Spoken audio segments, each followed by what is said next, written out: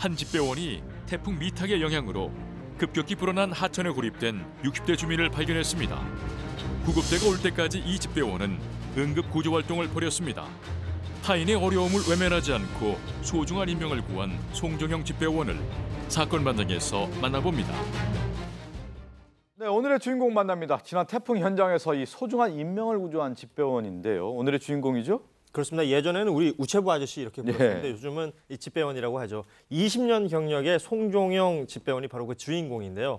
경남 함안 의안면에서 지난 그 태풍 미탁 때 갑자기 불어난 이 하천에 주민이 고립돼 있었는데 이 송종영 집배원이 구조하면서 화제가 되고 있습니다. 네, 자 집배원 송종영 씨는 태풍으로 불어난 하천에 고립된 주민을 우연히 목격하게 됩니다. 당시 상황을 들어볼까요?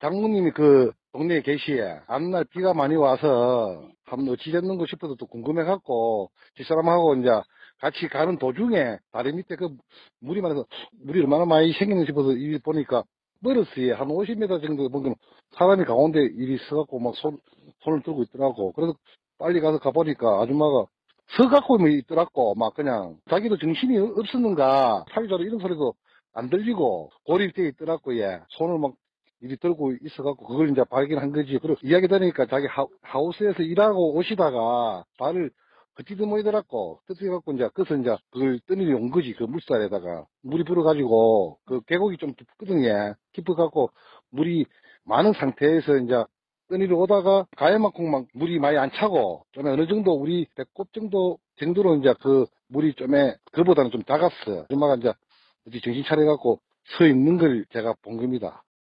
그러니까 사실 이제 우리도 하천 지나 다녀보면 이게 금방 비가 오면 물이 어마어마하게 불거든요. 근데 거기에서 이제 고립된 상황이었어요. 물이 어마어마하게 불 때 그리고 또 한 가지가 물살이 빨라지죠. 그러니까요. 물살이 빨라지고 거기에 이제 발을 헛디뎌서 떠내려 오시다가 가까스로 이제 물 중앙에 선 건데 하천 가가 더 이제 깊게 패여 있으니까 더 깊었다고 하잖아요. 그리고 그렇죠. 가운데 부분 그나마 얕은 부분이 배꼽까지 물이 찰 정도였으면 왜 서 있었어 걸어 나오지 하시는 분들도 계시겠지만 빠져보신 분들은 알아요. 저때 바람만 잘못 움직이면 바로 물살에 같이 그렇죠. 떠내려갑니다. 게다가 네. 앞으로 걸어갈수록 더 깊어진다는 걸 알고 있는 상태에서는 정말 오도 가도 못하고 서 있을 수밖에 없는 상황이고 소리 정말 조금의 힘 조정을 잘못하면 떠내려갈 수 있는 상황이라 어마어마하게 공포 상황이었던 거였거든요. 근데 정말 천만다행으로 지금 장모님 뵈러 가다가 그것도 혹시나 태풍 때문에 무슨 피해가 있지 않을까 걱정하러 가다가 이 장면을 목격을 하고 저분을 구하신 겁니다.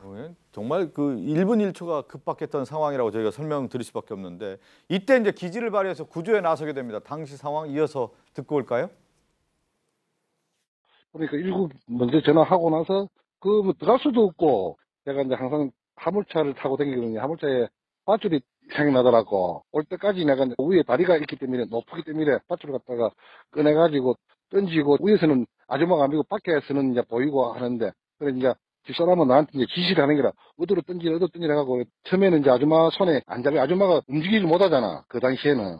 뭐 집사람은 이제 아줌마 밧줄 잡아놓고 막 감을 지르고 이런 게는 어찌 눈에 보이니까 아줌마가 또 급히 잡아기라. 두 분만에 이제 밧줄을 이제 아줌마 잡았다 이제 땡기더라고. 그래서 이제 꽉 잡고 있다가 그냥 구조대 올 때까지 이제 잡고 있고 줄을 잡아도 정신을 잃으면 안 되니까 이제 집사람은 밖에서 막 계속 감을 지르는 기란 막. 그때는 아무 사람이 없었기 때문에 우리 둘이 없었으니까 계속 감을 지르다가 그러고 나서 이제 119가 도착해갖고 같이 이제 구조를 한 겁니다.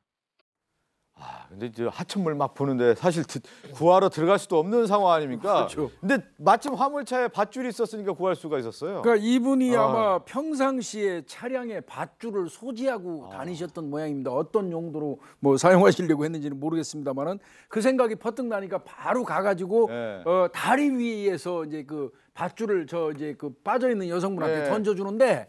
안 보이는 모양입니다. 이게 다리 위쪽에서는. 네. 그런데 이제 그 위치를 좀 이제 그 조정해 준 거는 아내분이에요. 그러니까 이번 이 일을 하신 분은 송종영 씨와 그 아내분입니다. 그러네요. 두 분이 협업해 가지고 이제 이리 던져라 저쪽으로 던져라 해가지고 결국 그 아주머니가 물에 빠진 아주머니가 줄을 잡은 거죠.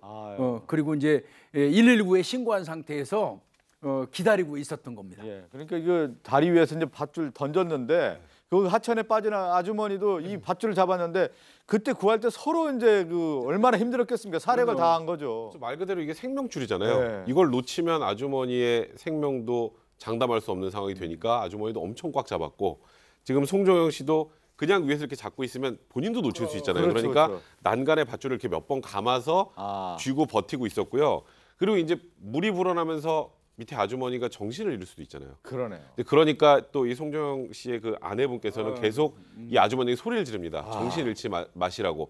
정신 차리라고 계속 고함을 질렀는데 그로부터 이게 한 5, 6분 정도가 지나니까 이제 119가 오게 된 거고요. 이제 119가 도착을 해서 이 아주머니를 구조하고 나서 이 아주머니를 보니까 이 동네에서 집배원 활동을 하셨잖아요. 아는 분이었다는 거예요. 오며 가면서 얼굴도 많이 보던 그런 분이었다라고 합니다. 아유, 지금 보면은 아유, 장모님 보러 가다가 지금 이제 한 사람을 생명을 구하는 희생 정신을 발휘한 건데 집배원 송종영 씨 감동적인 소감을 밝혔습니다. 듣고 오겠습니다. 저는 일단 그 뭐 일구도 일구지만 일단 사람부터 일단 제가 하는 데까지는 해야 안 되겠습니까? 일단 사람을 위급한 데다가 그래서 그 생각이 난 게 퍼뜩 그 생각밖에 안 나더라고요. 예. 일단 사람 살리려 한 그 생각밖에 안 들지요. 다른 생각은 뭐 안 나지요. 뭐 내가 뭐 밧줄이 차에 갖고 다니기만 해도 좀 천만 잘했다 그런 마음이 들긴 들더라고. 이 밧줄이 없었으면 생명이 한 명이 잃을 뻔했는데 차량에 내가 그 소지하고 있던 그 밧줄이 참 생명을 원인 같더라고 내 생각에는. 내가 하긴 했지만은 뭐 앞으로도 뭐 그런 그거보다 더 작은 일이나 큰 일이나 저도 뭐 공무생활 안 하더라도 다니면 좀 있으면 도우고 싶은 그런 마음뿐입니다. 저는 그래서 그 일이 했다고 해서 제가 뭐 상 받고 뭐 이기 좋은 게 아니고 내가 일단 그 우리 동네 살거나 넘어동 살거나 그런 위험한 상황에는 제가 한다 하는 그런 거는 항상 갖고 있습니다.